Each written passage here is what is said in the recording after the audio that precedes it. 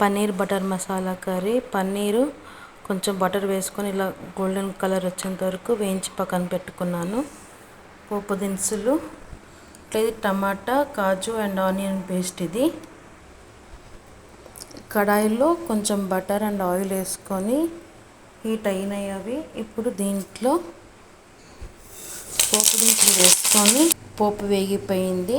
ఇప్పుడు ఈ టమాటా, ఆనియన్, కాజు పేస్ట్ వేసుకొని పచ్చి స్మెల్ పోయేంత వరకు ఫ్రై చేసుకోవాలి, ఒక 5 minutes. కొంచెం జింజర్ గార్లిక్ పేస్ట్ యాడ్ చేసి పచ్చి స్మెల్ పోయేంత వరకు కుక్ చేసుకోవాలా. ఒకసారి బాగా అంతా మిక్స్ చేసేసుకొని ఒక 2 minutes ఫ్రై చేసేసుకున్న తర్వాత స్పైసెస్ అన్నీ యాడ్ చేసుకుందాము. పసుపు, 1 స్పూన్ కారం, సాల్ట్ మీ టేస్ట్కి సరిపడా. నేను ఇక్కడ 1.5 స్పూన్ వేసుకున్నాను. ఇవన్నీ ఒక్కసారి బాగా మిక్స్ చేసుకోవాలన్నమాట.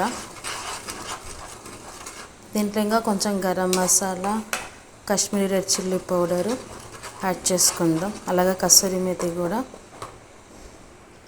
ఫ్లేవర్ కోసం కొంచెం కాశ్మీరీ రెడ్ చిల్లీ పౌడర్, అలాగే కొంచెం గరం మసాలా వేసుకొని ఒకసారి అంతా బాగా మిక్స్ చేసుకొని ఒక 5 minutes కుక్ చేసుకోవాలి.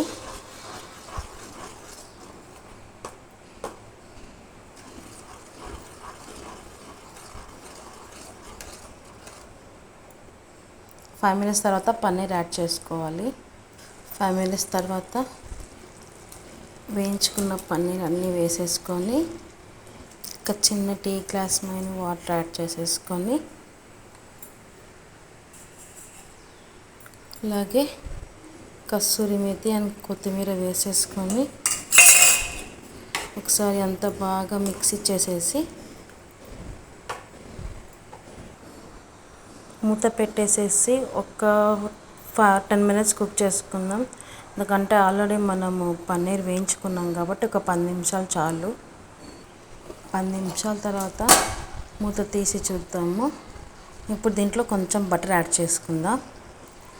బటర్ వేసుకొని